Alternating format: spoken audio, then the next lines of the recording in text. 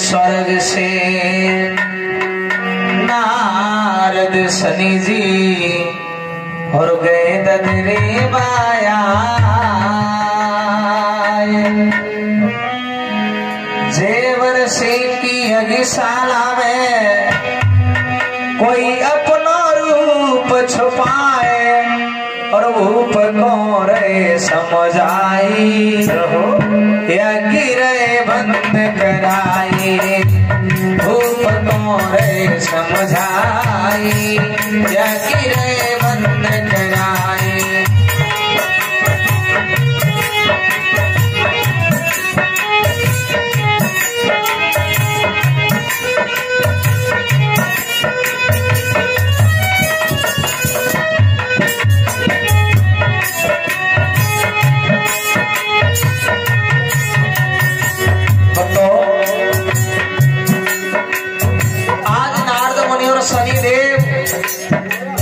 चले हैं मंजिल दर मंजिल करते हुए भक्तों आ जाते हैं जहां राजा जेवर सिंह यज्ञ कर रहे हैं। इधर राजा ने देखा कि सामने से दो ब्राह्मण आ रहे हैं, क्योंकि शनिदेव और नारद मुनि दोनों ब्राह्मण का वेश धारण करके आगे बढ़े थे। क्यों?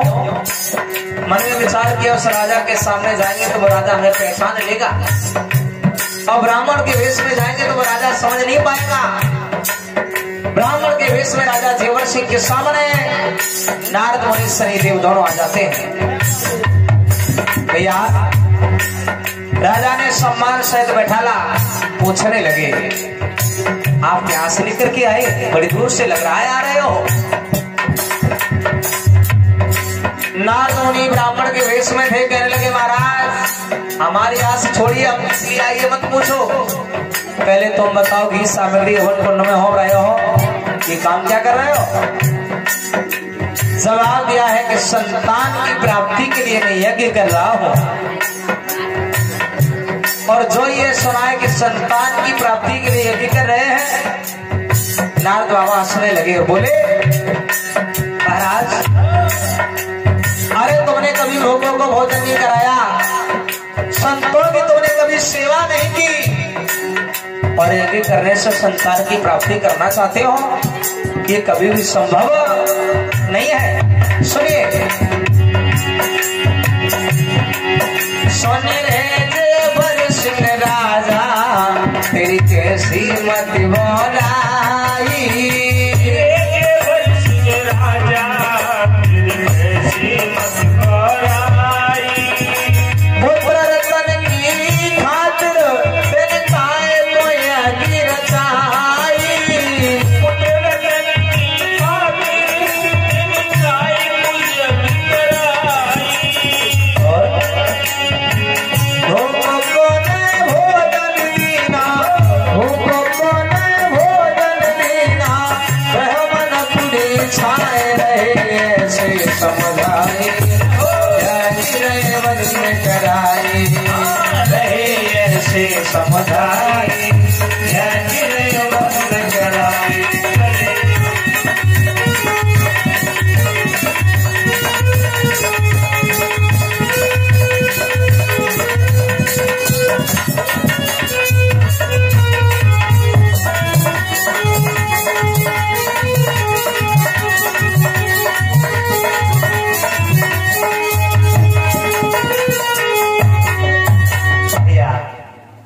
आज नारद मुनि और शनिदेव आ जाते हैं, राजा जेवर सिंह को आकर के समझाने लगे महाराज तुम यज्ञ कर रहे हो, संतान की प्राप्ति के लिए यज्ञ कर रहे हो, लेकिन ऐसे यज्ञ करने से तुम्हें कभी भी संतान की प्राप्ति नहीं होने वाली। अच्छा भैया जो इतने शब्द कहे हैं तो गजब हो गया। विचार करिए, जहां ज्ञानी ब्राह्मण विद्वान जहां बैठे हो, यज्ञ के जहां जयकारे लगाए जा रहे हो, और वहां दो ब्राह्मण जाके कहने लगे कि यज्ञ करने से कुछ होगा नहीं, तो राजा जेवर सिंह खड़े हो गए। राजा जेवर सिंह खड़े हो गए, ज्ञानी ब्राह्मण भी खड़े हो गए और कहने लगे अरे महाराज आप भी पीले वस्त्र पहने हो, भगवान का नाम आप भी जप रहे हो, आप भी भगवान के भक्त ही लग रहे हो, लेकिन एक बात समझ में नहीं आई, आप कह रहे हो कि यज्ञ करने से कुछ होगा नहीं, संतान की प्राप्ति नहीं होगी। नारद मुनि ने पुनः कहा, हम सच कह रहे हैं कि यज्ञ करने से कभी भी संतान की प्राप्ति नहीं होने वाली। और जो ये कहा तो राजा के मन में एक प्रश्न जागृत हुआ। राजा ने तुरंत ही प्रश्न कर दिया, कहा महाराज ठीक है, आप कह रहे हैं कि यज्ञ करने से कुछ होगा नहीं, आप कह रहे हैं कि यज्ञ करने से संतान की प्राप्ति नहीं होगी, तो तुम्हें यह भी पता होगा कि हमें संतान की प्राप्ति होगी कैसे है? उपाय बता दो। अच्छा भैया, इस बात का तो नारद मुनि इंतजार ही कर रहे थे, कब राजा हमसे कहे संतान की प्राप्ति का कब उपाय हमसे पूछे, इस बात का तो इंतजार ही कर रहे थे। समझाने लगे, महाराज यज्ञ जो कर रहे हैं इसे बंद कर दो, और आप संतान की प्राप्ति करना चाहते हो तो सुनिए, आप महायोगी शिव अवतारी शिव शंभुजति गुरु गोरक्षनाथ भगवान के नाम की आप ज्योति जगाओ, और गुरुदेव ने यदि तुम्हारी विनती सुन ली, गोरखनाथ जी तुम्हारे बाग में यदि आ गए तो तुम्हारी मनोकामना पूर्ण अवश्य हो जाएगी। और जो भैया गोरखनाथ जी का नाम सुना, राजा ने फिर प्रश्न कर दिया, कहने लगे, अरे महाराज हमें ऐसा लग रहा है कि तुम भी नए नए यहाँ पर आए हो और तुम नए भगवान को लेके आए हो। जवाब दिया, क्यों? राजा ने कहा है कि मैंने राम को सुना, कृष्ण को सुना, भोलेनाथ जी को सुना, बजरंगबली को सुना, लेकिन ये गोरखनाथ जी कौन है, इनका तो मैंने अब तक नाम ही नहीं सुना है। क्योंकि राजा ने सबसे पहले नारद बाबा के द्वारा ही गोरखनाथ जी का नाम सुना, सबसे पहले। इसलिए कहते हैं कि मैंने राम को सुना, कृष्ण को सुना, भोलेनाथ जी को सुना, लेकिन नए भगवान ये गोरखनाथ जी, ये हमने तो कभी सुना नहीं। और ठीक है, तुम बता रहे हो कि नए भगवान है, गोरखनाथ जी हैं, लेकिन मैं ऐसे इनके नाम की ज्योति जगाने वाले नहीं है। पहले हमें गोरखनाथ जी के बारे में समझाओ, ये कौन है, कैसे है? अरे हम तो जानते नहीं कौन इनकी माँ, कौन पिता, हमें सही से समझाओ। जो भैया इतने शब्द कहे,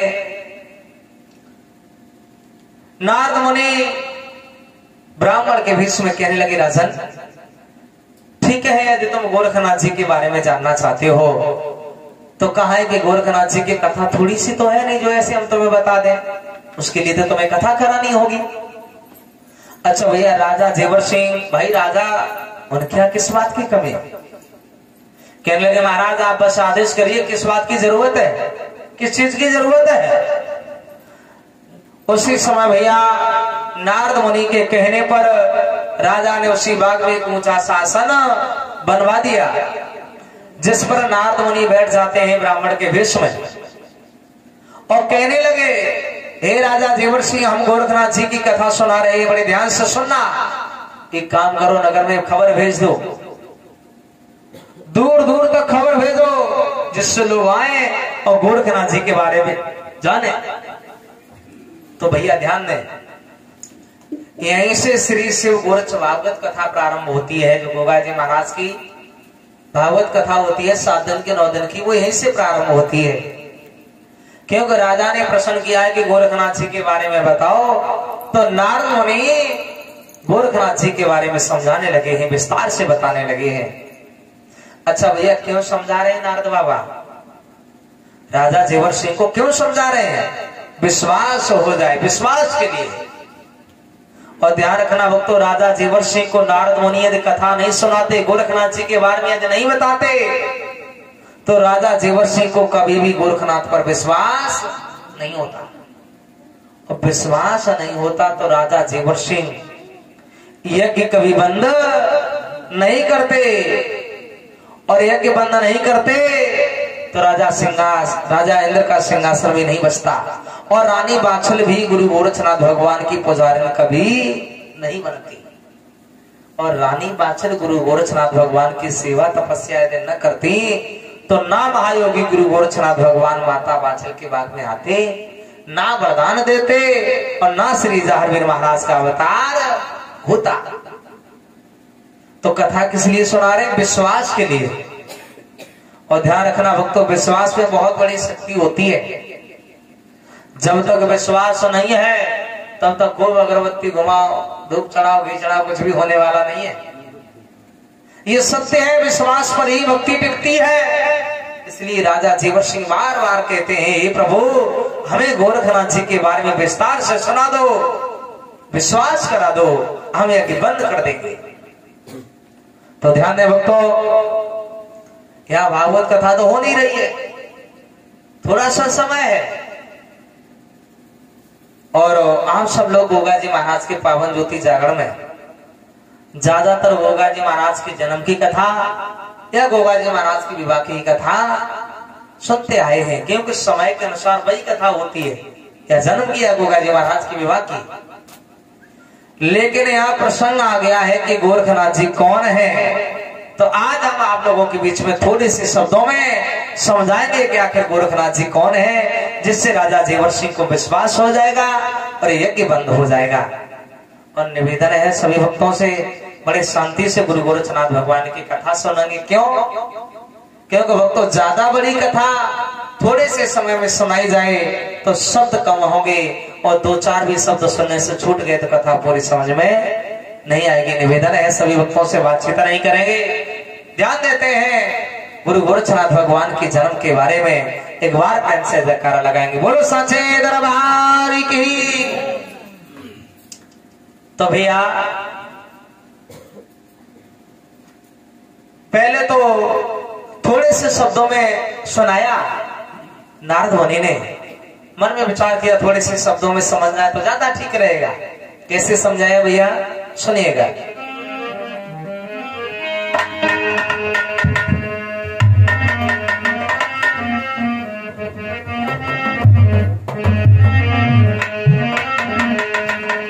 कि शिव जी स्वयं गोरक्ष वन प्रगटे, तुमको राह बताते हैं। शिव जी स्वयं गोरक्ष वन प्रगटे, तुमको राह बताते हैं। बड़े अच्छी तरीके से समझाते हैं।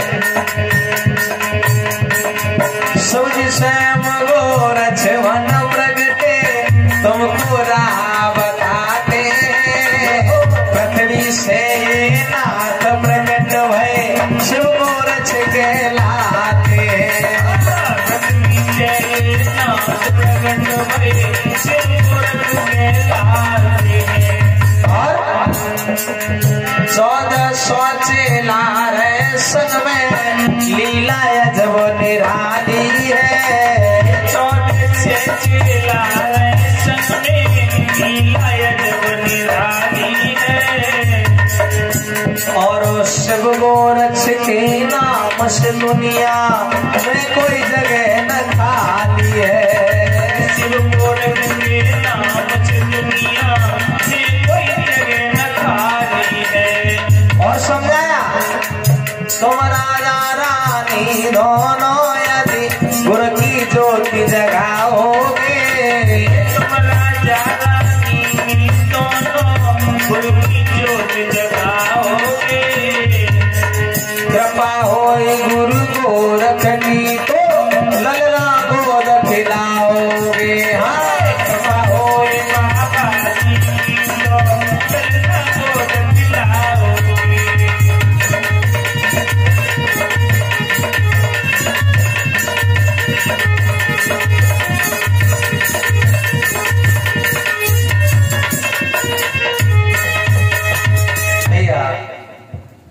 आज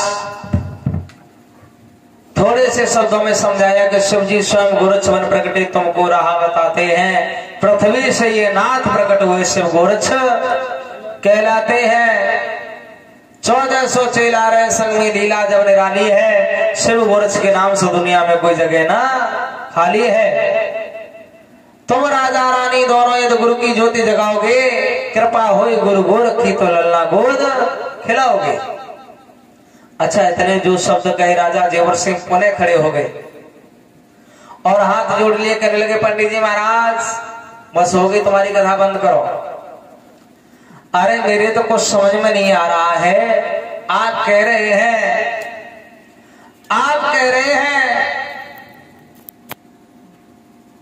कि 1400 चेला इनके साथ में रहते हैं, और आपने तो एक बात और कही है कि शिव गोरज के नाम से दुनिया में कोई जगह खाली नहीं है। अच्छा, जब दुनिया में कोई जगह खाली नहीं है तो फिर हमें मालूम क्यों नहीं है? नारद मुनि समझ गए वैसे बात मानने वाली नहीं है। शनिदेव आए थे, साथ में सरा दे दिया, तो शनिदेव ने राजा की ऐसी बुद्धि बना दी, तुरंत ही अपनी माया फैलाई शनिदेव ने, और राजा की बुद्धि ऐसी बना दी, जो भी नारद मुनि समझाए वही बात राजा जीवर सिंह के समझ में आई और अच्छी लगी। तो भैया आज उसी समय नारद मुनि विस्तार से सुनाने लगे हैं, कहने लगे हैं कि हे राजा जीवर सिंह बैठ जाओ, हम बता रहे हैं गोरखनाथ जी कौन है।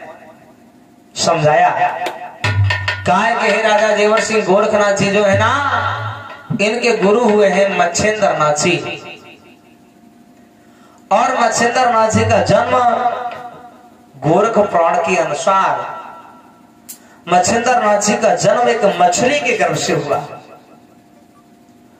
और मच्छिंद्र नाथ जी का जन्म हो जाने के बाद एक कम के नाम के मछुआरे के यहाँ रहे। कौन? गोरखनाथ जी के गुरु मच्छिंद्र नाथ जी कम के नाम के मछुआरे के यहाँ ये रहे, और 5 वर्ष की उम्र में मच्छिंद्र नाथ जी ने अपना घर का त्याग कर दिया, और कहा आ गए? बद्रिका वन में आकर के भगवान भोलेनाथ जी की तपस्या करने लगे। धीरे धीरे समय व्यतीत होता है। कुछ समय बाद उसी वन में, जिस वन में मच्छिंद्र नाथ जी तपस्या कर रहे हैं, उसी वन में भगवान भोलेनाथ जी और दत्तात्रेय भगवान उस वन की शोभा देखने के लिए आए। जब उस बालक पर दृष्टि पहुंची तो भोले बाबा ने तो उस बालक को देखते देखते पहचान लिया। अच्छा भक्तों ध्यान दे, भोले बाबा ने क्यों पहचान लिया? भोले बाबा ने उस बालक को इसलिए पहचान लिया कि जब वो बालक मछली के गर्भ में था, जब वो बालक मछली के गर्भ में था, उसी समय भोलेनाथ जी पार्वती जी को कथा सुनाने के लिए ले गए। कहाँ? समुद्र पर। क्यों? क्योंकि पार्वती माता ने कहा, हे प्रभु, आपको अमर कथा का ज्ञान मालूम है, जिससे आपके सारे बिगड़े काम बन जाते हैं, और मेरी इच्छा है कि आप अमर कथा का ज्ञान हमको भी सुनाएं। पार्वती मैया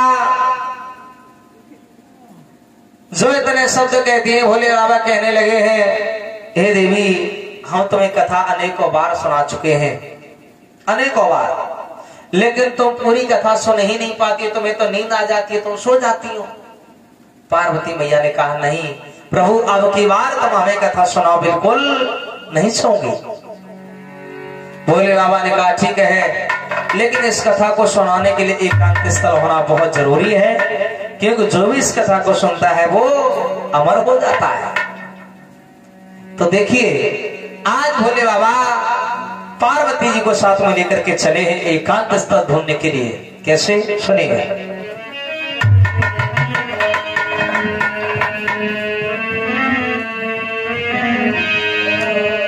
अरे अब पर्वत से वो ला चले समुद्र को, पर्वत से वो ला चले और ले गोरा को संग में, अरे भोला ने ले गोरा को संग में, अरे भोला भैया मंदिर कर मंदिर करी भोला ने,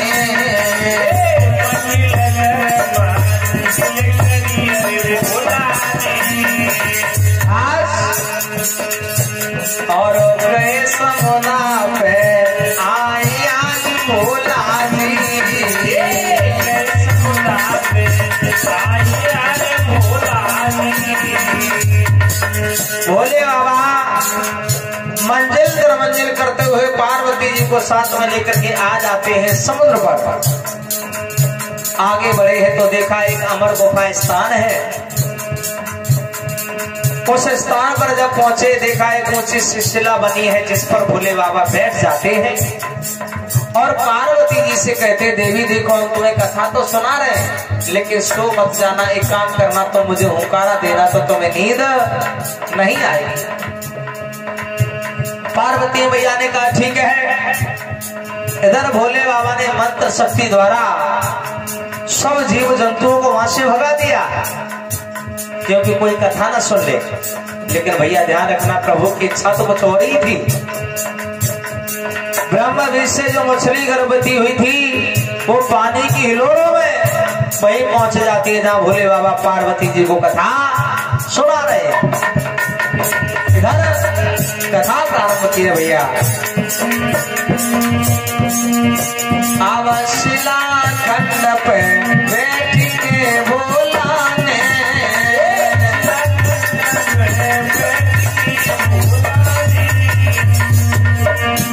और अमर कथा गई छेड़िया रे भोला ने।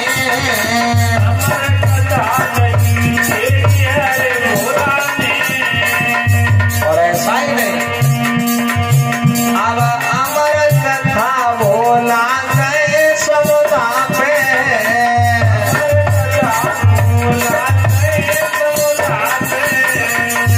और पार्वती गई सोइया रे समुद्र पे।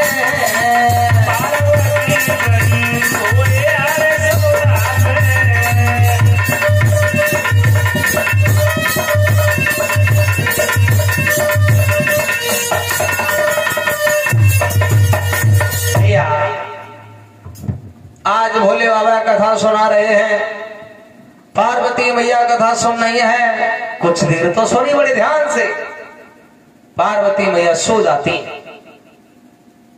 इधर भक्तों मछली के घर में जो बालक था भोले बाबा की कथा को सुनकर के जागृत हो गया, कथा सुनने लगा। जब उस बालक ने देखा पार्वती माता जी सो रही हैं और हुंकारा यदि मिलना बंद हो गया कथा भी विराम हो जाएगी, ऐसा प्रमाण मिला है भक्तों। बालक मछली के गर्भ में रहते हुए हुंकारने की आवाज देता रहा जिससे बहुत देर तक कथा चलती रही। बहुत देर तक कथा चलती रही।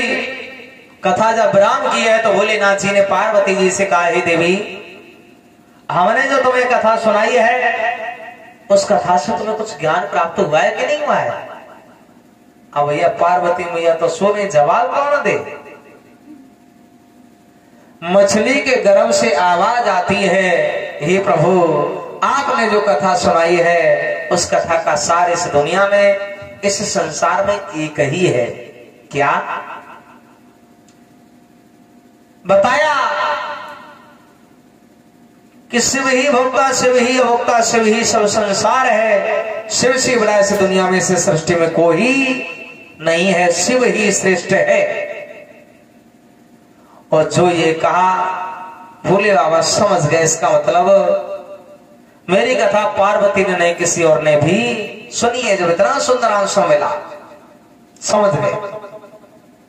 ज्ञान दृष्टि से जब ध्यान से देखा समझ गए कि मछली के गर्भ में कब नारायण जी ने प्रवेश किया है और मेरी कथा उन्होंने ही सुनी है।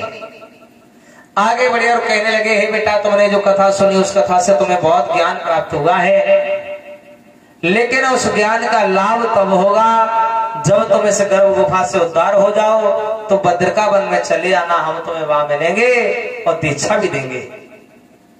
देखिए भक्तों आज वही समय है। मच्छिंद्र नाथ जी बद्रिका वन में तपस्या कर रहे हैं और भोले बाबा उस वन में घूमने के लिए गए। देखा उस बालक को तो पहचान लिया, इसीलिए पहचान लिया था। बोलो साचे दरबार की। और भक्तों जब उस बालक को पहचान लिया दत्तात्रेय जी को पास में बुलाया और कहा कि हे दत्तात्रेय जी तुम जाओ इस बालक को मेरे पास में लाओ। दत्तात्रेय भगवान जाते उस बालक को पास में लाए। भोले बाबा बड़े प्रसन्न हो रहे हैं उस बालक को देख करके, और दत्तात्रेय जी से ही कह दिया कि हे दत्तात्रेय जी, तुम ऐसा करो, इस बालक को अपना शिष्य बना लो, मेरी इच्छा है। तो भोले बाबा के कहने पर दत्तात्रेय भगवान उस बालक को अपना शिष्य बनाते हैं, कान में मंत्र को भोगते हैं, जिससे अज्ञान का नाश और ज्ञान की प्राप्ति हुई है। भक्तों, दत्तात्रेय भगवान के शिष्य जब मच्छिंद्रनाथ जी बन गए, उसी समय भोले बाबा के मन में एक इच्छा जागृत हुई है। क्या? उन्होंने विचार किया कि मेरे नाम के पीछे जो नाथ शब्द लगा है, भोलेनाथ, मेरी इच्छा है कि इस नाथ शब्द पर हम एक संप्रदाय चलाएं तो ज्यादा सही रहेगा। भोले बाबा कहने लगे, हे दत्तात्रेय जी, तुमने इस बालक को अपना शिष्य बना लिया है, अब तुम ऐसा करो, इस बालक को नाथपंथ की दीक्षा दे दो, जिससे नाथपंथ का प्रचार प्रसार हो जाए, नाथपंथ का नाम आगे बढ़ जाए। तो भक्तों ध्यान रखना, भोले बाबा के कहने से दत्तात्रेय भगवान उस बालक को नाथपंथ की दीक्षा देते हैं, मच्छिंद्रनाथ जी को। और ध्यान रखना, पहले तो उस बालक का नाम सिर्फ मच्छिंद्र था, और जब नाथपंथ की दीक्षा मिली है तब नाथ शब्द जुड़ा है, तब पूरा नाम मच्छिंद्रनाथ हुआ। जब नाथपंथ की दीक्षा दी है, अब तो बड़े प्रसन्न हुए हैं मच्छिंद्रनाथ जी। अच्छा, मच्छिंद्रनाथ जी के गुरु कौन हुए? दत्तात्रेय भगवान। और ध्यान रखना भक्तों, श्रीमद् भागवत कथा और श्री शिव गोरक्ष भागवत कथा ये अलग अलग नहीं है, एक है। आज गोरखनाथ जी के गुरु कौन हुए? मच्छिंद्रनाथ जी। और मच्छिंद्रनाथ जी को दीक्षा किसने दी? दत्तात्रेय भगवान ने। अच्छा, ये दत्तात्रेय जी कौन है? आप लोगों ने भक्तों श्रीमद् भागवत कथा में अत्रि और अनुसुईया मैया का नाम बहुत सुना होगा, और ये भी सुना होगा कि एक बार देवियां के कहने से तीनों देवता अनुसुईया मैया की परीक्षा लेने के लिए गए। देवता अपनी देवियों के कहने से अनुसुईया मैया के दरवाजे पर पहुंचे परीक्षा लेने के लिए। तो अनुसुईया मैया ने तीनों देवताओं को 6-6 महीने के बालक बनाए, उन्हें पालने में झुलाया, स्तनपान कराया, ये भी बहुत सुना होगा। जब तीनों देवियां अपने पतियों को ढूंढती हुई अनुसुईया मैया के दरवाजे पर पहुंची, विनती की, तो अनुसुईया मैया ने तीनों देवताओं को वापस दे दिया, जैसे थे वैसे ही बना दिए। और देवता जब अपने रूप में आते हैं तो बड़े प्रसन्न हो जाते हैं, और अनुसुईया मैया से कहते हैं, माँ, हम तुम्हारे लाड प्यार से बड़ी प्रसन्न हैं, तो हमसे कुछ वरदान मांग लो। और कैसे कहा है भक्तों, बोलेंगे एक बार तालीम की सेवा करते हुए।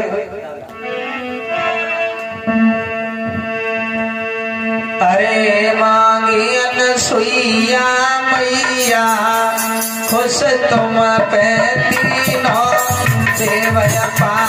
मांगी अनुसुईया मैया, खुश तुम पे तीनों देव अपार। जवाब दिया माँ, ए मांगी अनुसुईया मैया, खुश तुम पे तीनों देव अपार।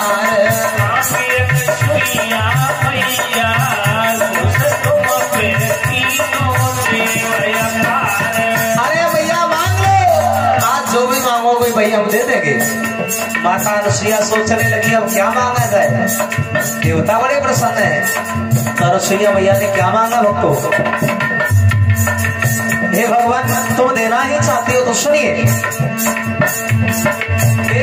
कही तब अनुसुईया पानी, कही तब अनुसुईया पानी, सुनो तुम तीनों मुनि ज्ञानी, सुनो तुम तीनों मुनि ज्ञानी। कोठी मेरी में आवो, हाँ कोठी मेरी में आवो, खुश तुम पे तीनों देव अपार।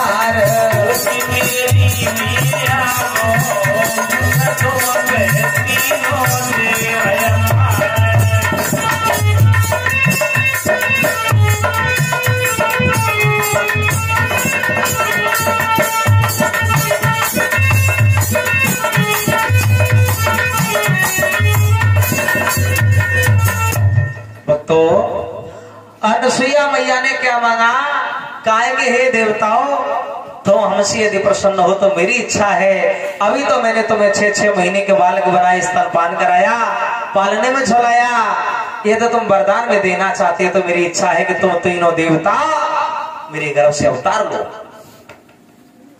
जो ये कहा, ध्यान दे भक्तों, देवता बड़े प्रसन्न थे, कहने लगे ठीक है भैया हम जा रहे हैं, लेकिन समय आ जाने पर ऐसा ही होगा। तो भक्तों देवता तो चले गए। धीरे धीरे जब वो समय आता है, शुभ वक्त जब आया, तो ऐसा प्रमाण है कि तीनों देवताओं ने माता अनसुईया के गर्भ से अवतार लिया। कैसे? भोले बाबा ने दुर्वासा ऋषि के रूप में अवतार लिया है, तो ब्रह्मा जी ने चंद्रमा के रूप में अवतार लिया है, और स्वयं भगवान विष्णु ने दत्तात्रेय जी के रूप में अवतार लिया है। ध्यान दें भक्तों, ये दत्तात्रेय जी कोई और नहीं है, अत्रि और अनसुईया मैया के पुत्र है, जिन्होंने नाथवंत की दीक्षा मच्छिंद्र नाथ जी को दे दी है। कहते सचे दरबार की ऐसे लग रही कि शाम को भोजन कतई नहीं मिलोगे।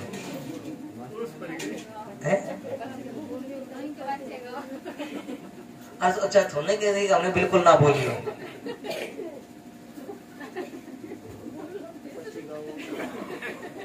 बोलो साचे दरबार की। आगे आलू ज्यादा गाड़ी आती कैसे खाएंगे? शाम वालों को बनो रहा है, वो पचे पचेगा नहीं, 1 बजे जाएगा वही। अरे पच जाए तो आवाज ही नहीं करे, पचे तो नहीं धरे हुए वैसे।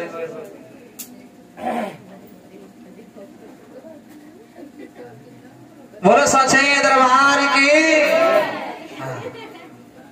भैया ध्यान है, जब मच्छिंद्र नाथ जी को नाथवंत की दीक्षा दी है, तो भोले बाबा ने कहा हे मच्छिंद्र नाथ जी, तुम ऐसा करो, नगर भ्रमण करने के लिए चले जाओ, नाथवंत का प्रचार प्रसार करो, लोगों को नाथवंत की दीक्षा दो।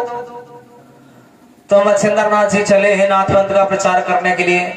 भक्तों हजारों वर्षों तक वो घूमे इस धरातल पर, लेकिन उन्होंने अपना कोई चेला नहीं बना पाया, कोई चेला नहीं बना पाया।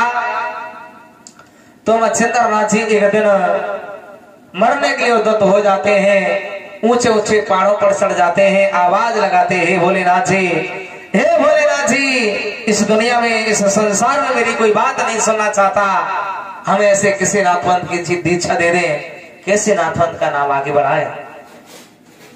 और जैसे मरने के लिए उद्यत होते हैं, भगवान भोलेनाथ जी सामने प्रकट हो गए, कहने लगे मच्छिंद्र नाथ जी, अरे तुम इतनी जल्दी मरने के लिए क्यों तैयार हो गए? अरे हम जानते हैं कि तुमने अपना कोई चेला नहीं बना पाया, कोई बात नहीं। भोले बाबा क्या कहते हैं कि तुमने अपना कोई चेला नहीं बना पाया, कोई बात नहीं, अब हम स्वयं अवतार लेंगे। और ऐसे नहीं, सुनिए मच्छिंद्र नाथ जी, शिव का अंश होगा, शंकर का रूप होगा, यानी मेरा ही रूप होगा। शिव का अंश होगा, शंकर का रूप होगा, और पृथ्वी पर जब आएंगे तो गोरक्षनाथ मेरा नाम होगा। जो ये कहा भक्तों, अब तो बड़े प्रसन्न हुए हैं मच्छिंद्र नाथ जी। मन में विचार किया अब तो भगवान अवतार लेंगे। और भक्तों इसीलिए नाथवंत में एक बड़ी सुंदर कहावत कही जाती है, क्या कि आप ही गुरु आप ही चेला। ये क्यों कही जाती है? इसलिए कही जाती है, मच्छिंद्र नाथ जी जब मछली के गर्भ में थे तब तो भोले बाबा ने ज्ञान दिया, दीक्षा दिलवाई, और जब मच्छिंद्र नाथ जी का कोई चेला नहीं बना तो स्वयं भगवान भोलेनाथ जी शिव का अंश लेकर के शंकर का रूप लेके पृथ्वी पर प्रकट हुए गोरखनाथ के नाम से। तो मच्छिंद्र नाथ जी के ही चेला बन गए गोरखनाथ जी। बोलो साचे दरबार की। चले जाते हैं और मच्छिंद्र नाथ जी को भोले बाबा एक भस्मी की पुड़िया दे जाते हैं और कहते हैं कि भस्मी की पुड़िया रख लो अपने पास, और मेरा वचन है ये भस्मी को तुम जिस काम में अपनाओगे वो काम तुम्हारा सफल होगा, सफल नहीं होगा। भक्तों आज मच्छिंद्र नाथ जी उस भस्मी को रख लेते हैं जो भोले बाबा ने दी, और उस भस्मी को लेकर के आगे बढ़े। अब की बार भक्तों बंगाल प्रांत में पहुंचे हैं, धारा नगरी गांव में, जिसे चंद्रगिरी गांव भी कहा गया है। गलियों में घूमने लगे, एक सरस्वती नामक मैया के दरवाजे पर अलख जगा दिया। ब्राह्मणी है वो माँ, और ध्यान दें भक्तों उस मैया के यहाँ धन दौलत की कमी नहीं है, कमी है तो सिर्फ संतान की। और संतान न होने से मैया का स्वभाव ऐसा बन गया था कि वो हमेशा ही उदास रहती थी।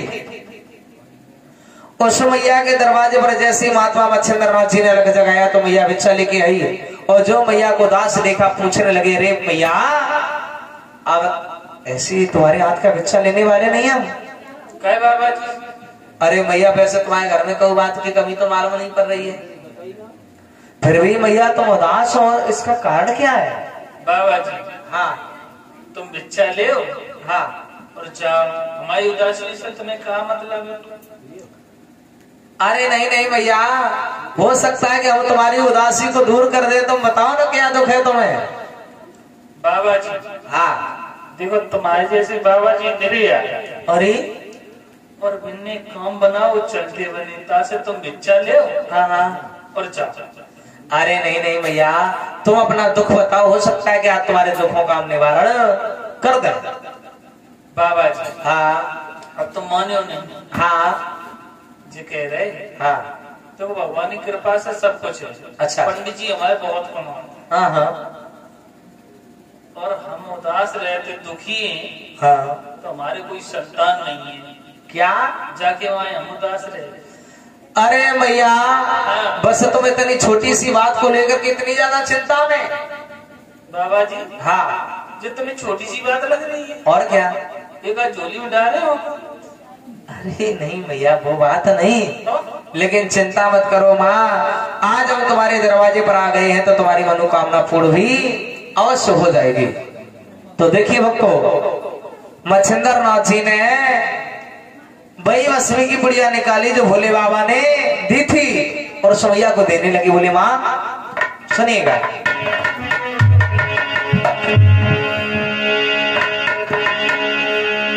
आर झोली में डालो हाथ, हर समझोली से निकारी,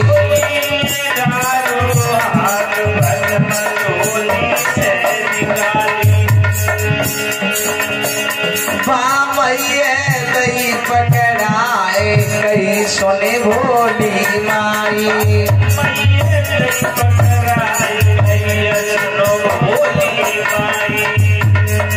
आज वसंत की पुड़िया मैया सरस्वती को दे दी और कहा माँ तुम करियो रिद्धि स्नान, बाद में खीर बनइयो,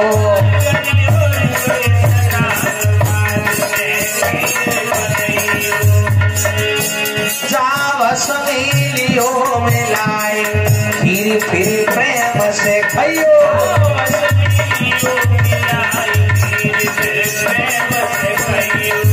तेरे पैदा हुए गो लाल मती मन में घबराइयो,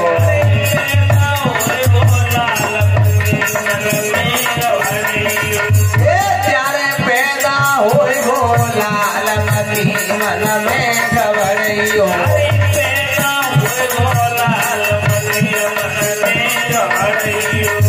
और 12 बरस के बाद आए तब तरस करियो,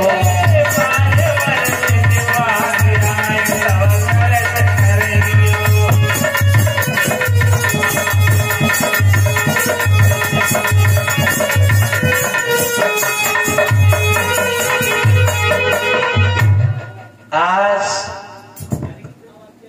भैया भगवान भोले बाबा ने जो भस्मी की बुढ़िया दी थी भैया झोली में से निकाली मच्छिंद्रनाथ जी ने और सरस्वती मैया की झोली में डाल दी। कहा माँ तुम इस भस्मी को लो, और स्नान करने के बाद भैया इस भस्मी को खीर में मिला के खा लेना, माँ तुम्हारे पुत्र पैदा होगा। और अब मैया अब तुम्हारे हाथ का हम भिक्षा भी अभी नहीं लेंगे, कहे बाबा जी? नहीं नहीं नहीं, 12 वर्ष बाद आएंगे। पहले अब तुम्हारे पुत्र के दर्शन करेंगे, उसके बाद में ही भिक्षा लेंगे अब। कहे बाबा जी? हाँ तुम सही कह रहे हैं। हाँ भैया बिल्कुल सही कह रहे हैं। तो क्या कह रहे बाबा जी? हाँ तो भूखी प्यासे तो नहीं हो? नहीं नहीं नहीं ना, पानी पियो ना, दूध मटा दिया बाबा जी। दूध पिपाए भैया आज सरस्वती मैया बड़ी प्रसन्न हुई है। और प्रसन्नता की तो बात है क्योंकि मैया की उम्र काफी ज्यादा हो चुकी थी, संतान होने की आशा निराशा में बदल चुकी थी। और जब मैया को भस्म मिली तो मां बड़ी प्रसन्न हुई, विचार करने लगी है। भैया मन में विचार किया मेरी मनोकामना पूर्ण हो जाएगी। महल में आई, स्नान ध्यान से निवृत्त हुई, खीर बनाई और जैसी भस्मी को मिलाना चाहा, भैया अचानक प्रभु का ध्यान आया। मन में विचार किया कि भगवान की कृपा से हमें ये भस्मी मिली है और इस भस्मी को मैं ऐसी खाने वाली नहीं हूं। अरे पड़ोस में मंदिर है, भगवान के नाम की 2 अगरबत्ती लगाऊंगी, पूजन करूंगी, लौट के आऊंगी, तब इस भस्मी को मिला के खाऊंगी, ऐसे नहीं खाऊंगी। देखिए भैया